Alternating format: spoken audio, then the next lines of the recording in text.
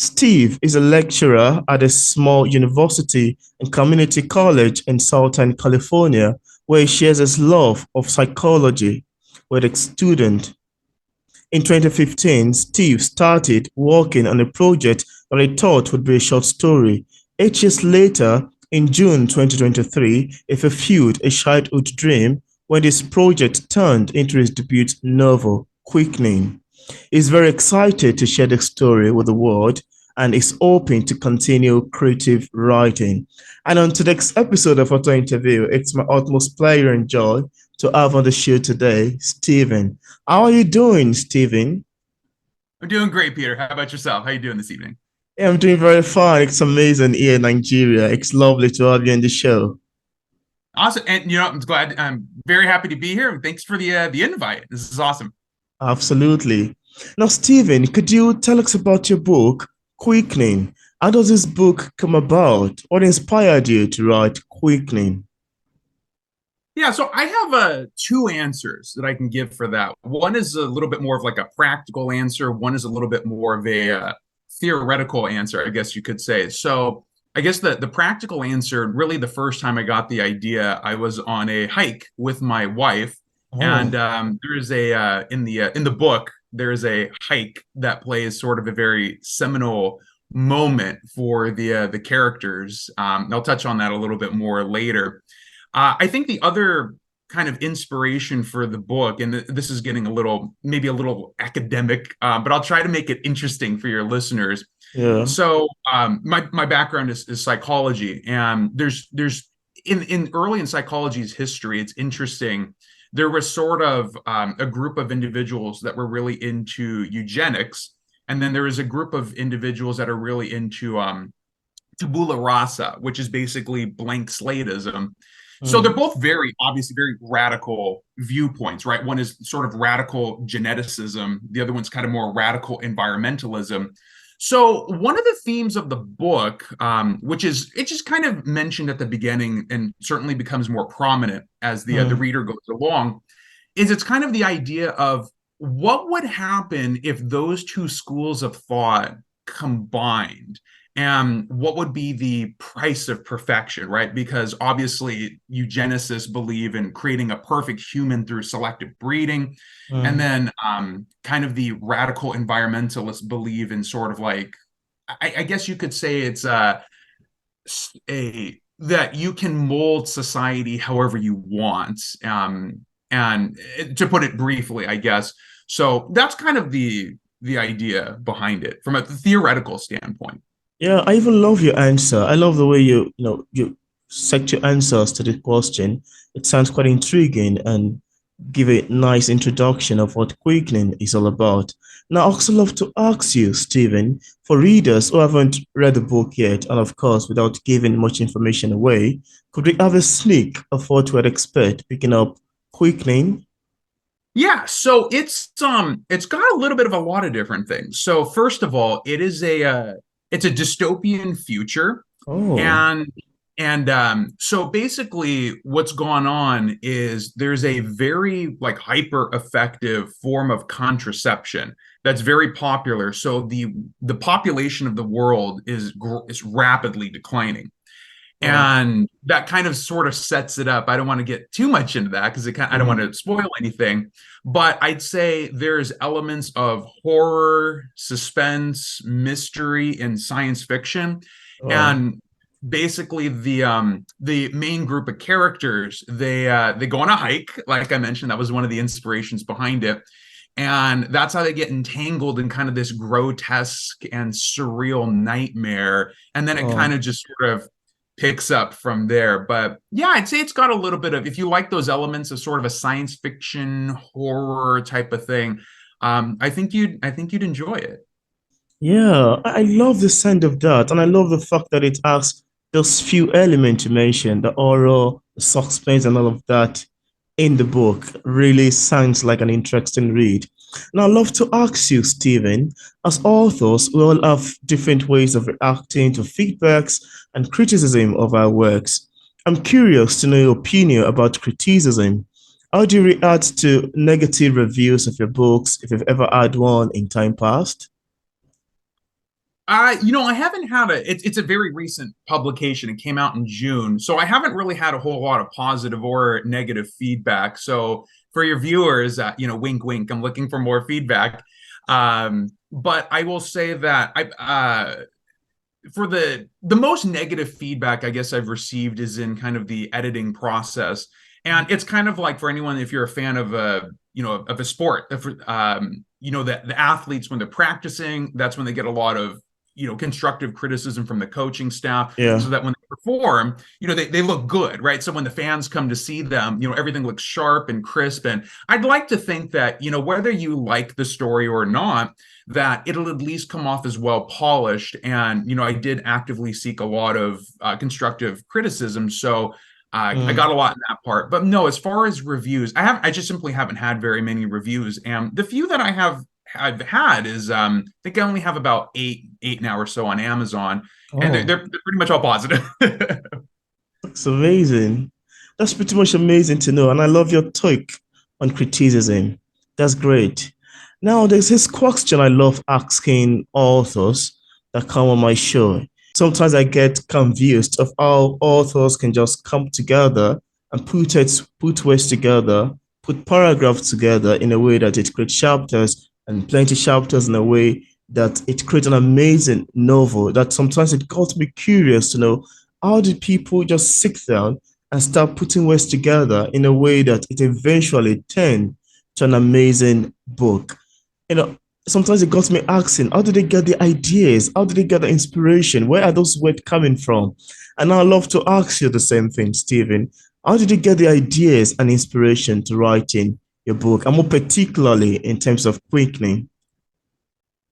um, I don't know that I could really add much more than what I mentioned previously. Again, as far as when I wrote it, my understanding is people kind of fall into one of two camps. They either they write more spontaneously and it just kind of things flow, or it's kind of like structured from start to finish. I think Mm, for this one, I was a little bit more in the latter camp. So when I started writing it, I basically knew how I wanted it to go. Now there are parts of it wow. that are a little bit more spontaneous. It's just kind of being creative. That sounds kind of arrogant, like being creative, I guess. But yeah, I kind of knew the overall beginning, middle, and end, Mm, as far as how I wanted it to go. And, I think everyone's process is going to be a little bit different. Again, I mentioned absolutely. I had sort of my psychology background, which played a Oh, big influence of the theory. Um, but yeah, I think it's yeah, I just kind of had an idea. It was something that, like you mentioned at the start, this took me from start to finish 8 total years to work on. So wow. I think in that amount of time, you could almost come up with a lot of different things. So yeah, Yeah. it certainly wasn't a quick endeavor for me. Wow. That's great. I love your answer to that. Sounds pretty much amazing to me. And I love to ask you, apart from Quickening, do you have any other works you've authored or maybe currently working on? Yeah, I do. I mean, obviously, it's again, I'm a slow writer. It's hard to find the time, but I do have one idea. Again, your listeners will see the sort of the also psychological influence. Started kind of dabbling with an idea of a guy who gets involved in with a romantically with a woman who is a sociopath. And I think that Uh, can potentially make a very interesting story, because often when people think of extreme versions of sociopathic behavior, obviously like serial killers, mm, and I know there's a lot of people, especially in the United States, that have a lot of interest in serial killers, but well, a lot of the way that sociopathic type of behavior is often described, like clinically, it's a lot of very masculine behavior. So, for example, I know depending on where your listeners are, they may be like in the United States, we use what's known as the DSM. Internationally, it's more like ICD, the International mm, Classification of Diseases. And so, for individuals that have kind of like a sociopathic personality, one of the ways that it's conceptualized by clinicians is, rule breaking behavior. And it's like, well, that's relevant to sort of agreeableness, which is one of the five kind of main domains of personality. and men tend to be less agreeable than women. And so, if you're going to say, Wow. well, that's part of the that sort of constellation of symptoms, if you will, obviously it's going to be more men. And then they also mentioned, like, physically aggressive behavior. Obviously, that's going to be more men. So my Mm, thought was, what, is it possible maybe that a lot of female sociopaths simply get overlooked because what people are looking for is sort of like, a physically aggressive person, which is, 9 times out of 10 is going to be a man. But so what would a sort of female sociopath maybe look like? So again, sort of a psychological inspiration for another idea. And so I'm mm. kind of dabbling with that. That's amazing to know, actually. I love your take on that. And your work sounds quite intriguing. And I love the fact that a bit touched into psychology. I'm a fan of psychology. Oh, Thanks for cool, mentioning cool. that. That's great. Now, I'm also curious to know if you experienced any challenges in the process of writing your book. If there is any, could you share with us what challenge it is and how you ultimately overcame it? Yeah. So yeah, this is interesting. So I guess I'll preface this by saying, broadly speaking, you can either go like with a professional big name publisher, Yeah. or you can go with self-publishing. Mine is self-published. And part of the reason for that is I was getting a little impatient. I spent 8 years working on it. I'm like, I just want to get it out there. Wow. So I will say, from the time that I finished writing, the biggest challenge, and this also I think has a sense of like advice that I could share with anyone who's interested in self-publishing, is learning how to find people and respond to people that are offering a service. So, and I don't want to mention any names or anything like that, but I think the biggest challenge has been, whether it's me soliciting someone or someone soliciting me, is I think I had the wrong idea where, okay, I generally know what you're going to do, so I don't Mm. need to ask questions. And so I didn't. I just kind of assumed, oh, I know how this is going to go, and then I've been wrong, and I'll take personal responsibility for that.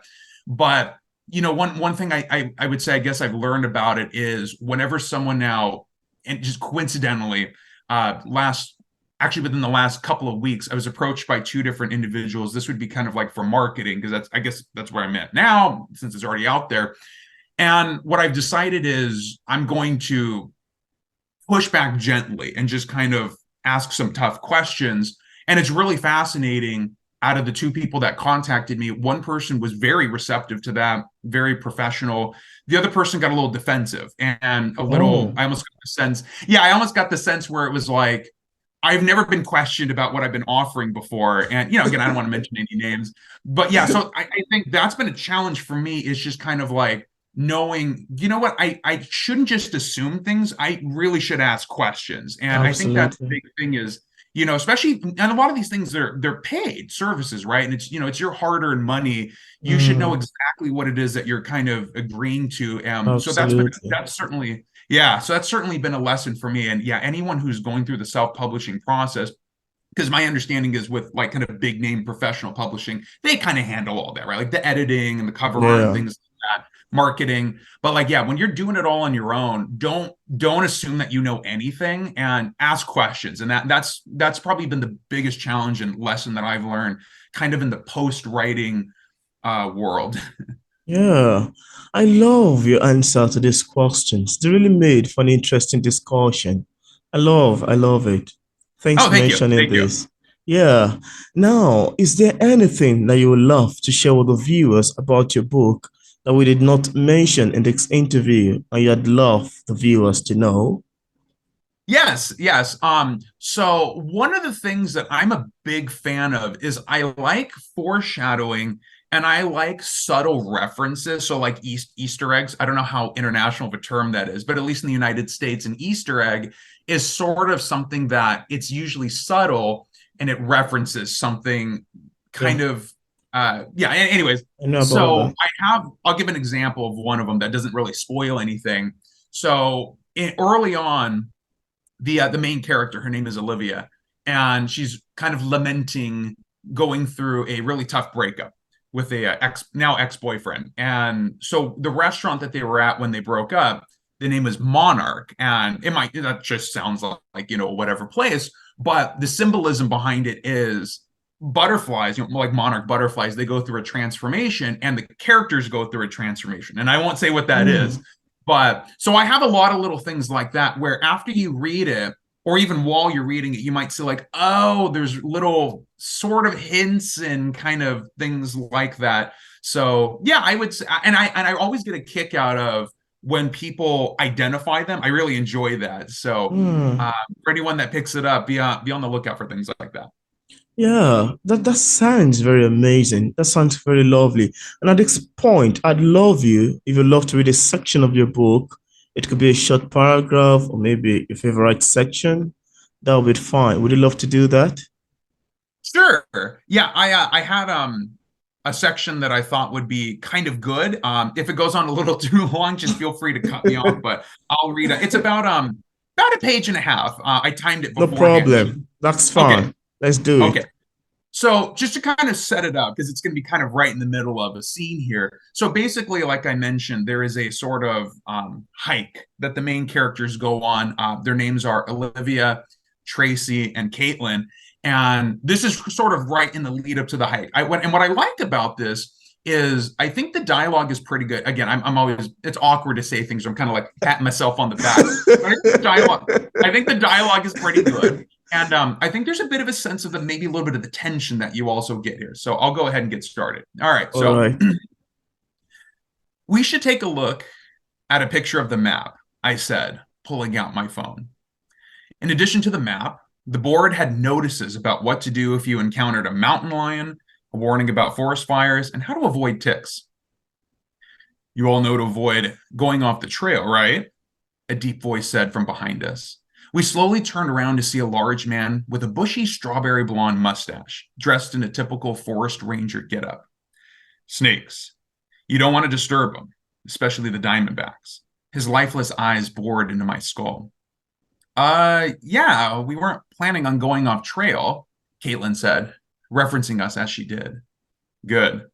It's unseasonably warm for February. Snakes like the heat.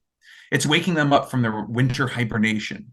Humans are more likely to encounter a snake in the first heat of spring than any other time of year, he said, his body barely moving as he spoke, his eyes bouncing between the three of us. His weather-beaten face was so intense. I was expecting him to break out into laughter at any moment, telling us that he just likes to have fun with the visitors. Well, thank you, mister. I don't think we caught your name, I said, grabbing my chin. Ranger Phil.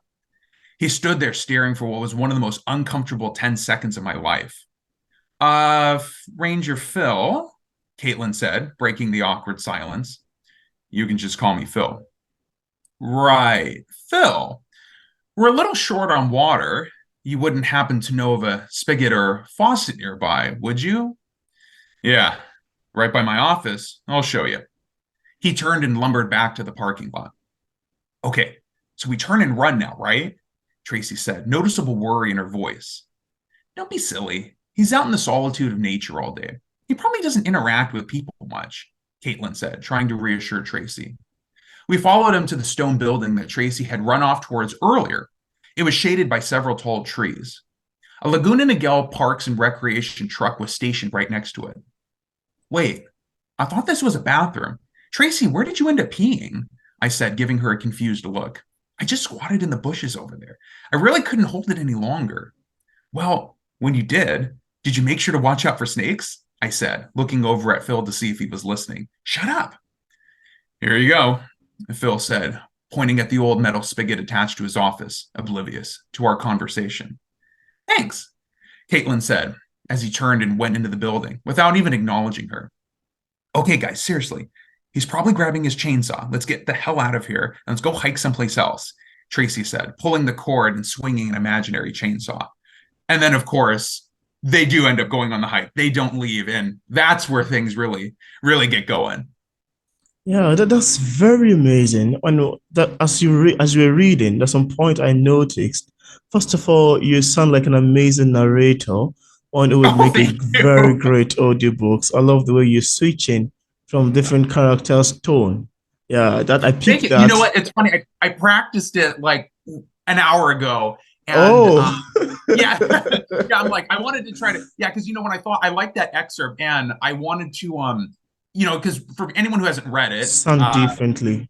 yeah, yeah, so you can kind of tell who it is, right? Because it's right in the middle. You haven't been introduced Absolutely. to characters, so no, thank you. I appreciate that. Yeah, I don't know how good that was, but Yeah, I hopefully it was noticed enticing. that. It's amazing. It's really Thank you. lovely. Thank you. And again, it seems as if the protagonist is the one telling the story. Am I right about that?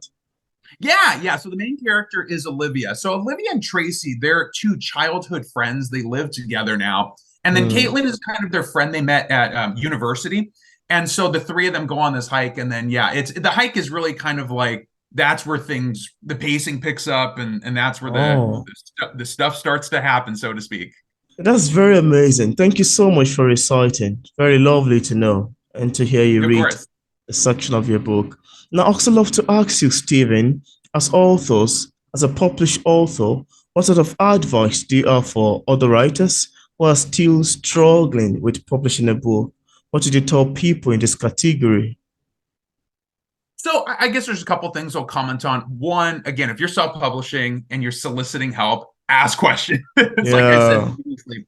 I can't really comment on the I just have the one book, hoping to have more in the future, but so I can't really comment on the, kind of professional publishing process. But from what I've picked up on, having patience and persistence seems to be the Mm, key there. But again, I certainly wouldn't be a person to go to for that. I don't have experience there.